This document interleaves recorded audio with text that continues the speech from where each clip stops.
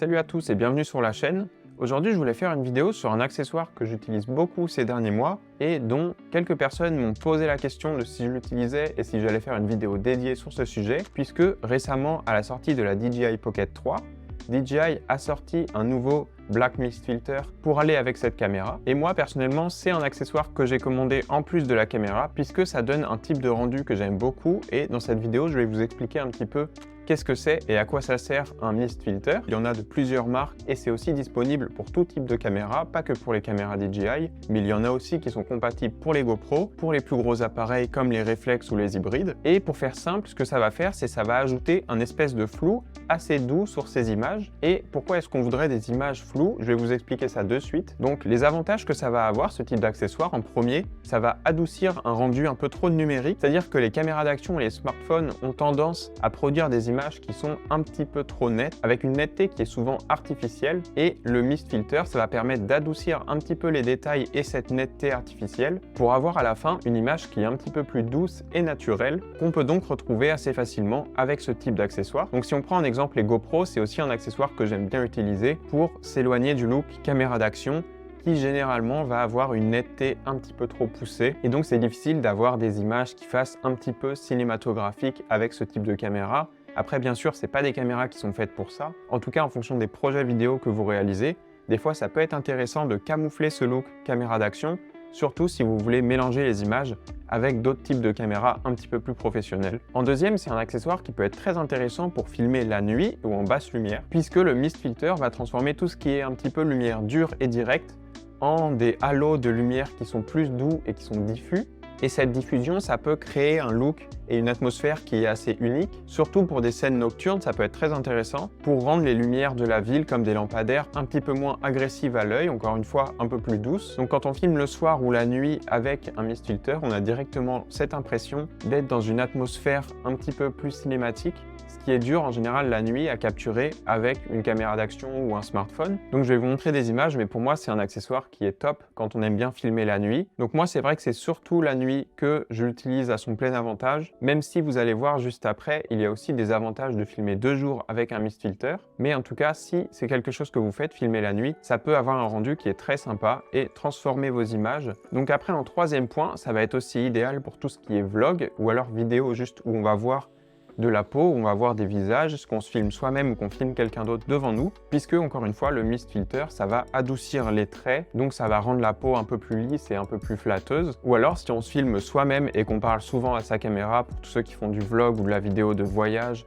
et tout ça, ça peut être aussi juste sympa d'avoir une peau assez uniforme et assez douce quand on se filme, même si ça va pas forcément intéresser tout le monde, ça reste un avantage qu'il faut préciser avec ce type de filtre, puisqu'il y a aussi beaucoup de gens qui vont acheter ce type d'accessoire pour faire du portrait, de l'interview ou tout ce qui va être filmé des visages. Surtout que des vidéos un petit peu trop travaillées par un téléphone ou une caméra d'action, ça peut rendre des traits sur les visages qui sont très peu flatteurs, puisque certaines caméras qui ont un mode HDR comme les iPhones ou les caméras d'action qui commencent à avoir ce mode, des fois vont un peu trop pousser le visage et ça va créer des visages qui ne sont pas du tout naturels. Ça va augmenter un petit peu certains traits et certaines rides. Donc pour compenser, ça peut être pas mal de rajouter un filtre mist pour avoir un rendu simplement plus naturel comme on le verrait dans la vraie vie. En quatrième point, je voulais aborder le fait que c'est un effet qui peut être créé de deux manières.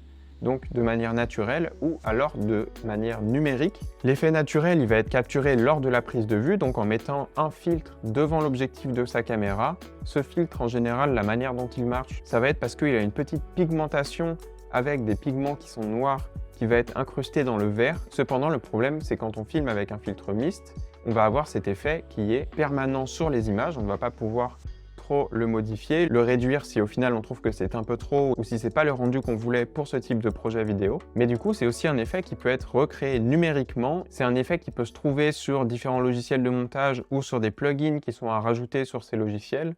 Là, par exemple, je pense à DaVinci Resolve qui a l'option de rajouter du bloom et de la halation sur ces images, mais il y a aussi par exemple le plugin De-Enhancer que moi j'utilise sur mon ordinateur qui a l'option de manière très réaliste de rajouter aussi sur ces images cet effet de halation qui est créé comme si c'était filmé avec un mist filter, mais c'est de manière totalement numérique, donc on n'a pas besoin d'avoir filmé ces images avec ce filtre, on va le recréer grâce au logiciel. Après, les désavantages de cette manière, c'est que ça peut donner un look qui est un petit peu moins naturel, ça va moins bien réagir à la lumière. Et il y a aussi le fait que ça va vous demander des ressources sur votre ordinateur, donc ça va sûrement vous faire des rendus exportation qui vont être plus longs. Ça va nécessiter un ordinateur qui est plus puissant, donc ça va être les défauts de rajouter cet effet de manière numérique, mais sachez que vous n'êtes pas obligé d'avoir cet accessoire pour atteindre cet effet. C'est quelque chose qui peut totalement être fait en post-production, même si voilà, ça vient avec aussi ses défauts. Après, quelque chose moi que j'aime bien me dire, c'est que si j'ai vraiment un filtre qui est mis devant la lentille de ma caméra, si jamais je fais tomber ma caméra sur la lentille, ça peut protéger éventuellement l'objectif de ma caméra. Après, un mist filter, ça peut aussi valoir cher. Si c'est pour une petite caméra d'action, ça va vous coûter au maximum environ 50 €, donc ça vaut le coup quand même de ne pas casser l'objectif de sa caméra. Mais il y en a qui montent quand même pour plusieurs centaines d'euros, donc ça ne va pas tout le temps être le mieux pour protéger la lentille de sa caméra.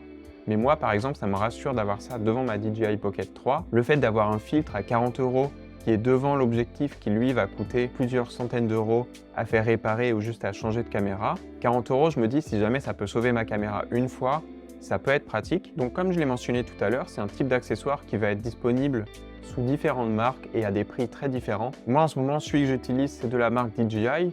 Je trouve qu'il est vraiment pas mal, mais par contre l'effet est peut-être un petit peu trop poussé.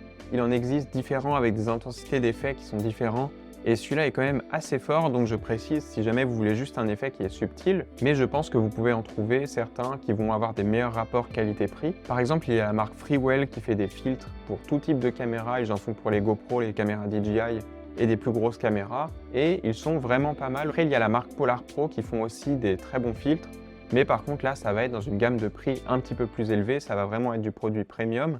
Vous payez aussi un petit peu la marque et le marketing. Mais du coup aussi, si vous voulez acheter cet accessoire, regardez bien des images qui ont été filmées avec cet accessoire pour vous rendre compte à quel point l'effet est poussé ou pas, parce qu'ils ne vont pas tous avoir autant d'effets de diffusion. Donc voilà, je vous ai montré plein de petites images que j'ai filmées récemment, surtout la nuit. Ça m'amuse tellement de filmer la nuit avec ce filtre que ça me motive beaucoup plus à sortir dès qu'il fait nuit avec ma caméra pour essayer de trouver des images sympas. Quand on a ce filtre sur sa caméra, ça va nous pousser un petit peu à peut-être changer de composition ou comment est-ce qu'on filmerait une scène. Donc si jamais vous avez envie de rendre vos sorties vidéo un petit peu plus fun, ça peut être un accessoire à envisager. Donc voilà tout ce que j'avais à dire sur ce type d'accessoire. N'hésitez pas à me dire en commentaire si c'est un look que vous aimez bien ou alors si jamais vous trouvez que c'est pas vraiment le style que vous recherchez à filmer, parce que ça va vraiment dépendre des goûts. Moi en tout cas j'aime bien, mais c'est vrai que je vais essayer de pas trop non plus l'utiliser dans tous mes projets. Comme je vous l'ai dit, je trouve surtout que ça rend bien la nuit, même si la journée, ça peut être aussi agréable d'avoir des images un peu plus adoucies,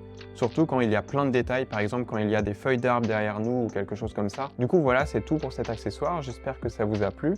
Si vous êtes abonné à la chaîne, on se retrouve dans une prochaine vidéo dans pas trop longtemps, où je vous parlerai encore d'un accessoire ou alors d'un logiciel ou quelque chose en rapport avec la vidéo ou la photographie. Et je vous dis ciao!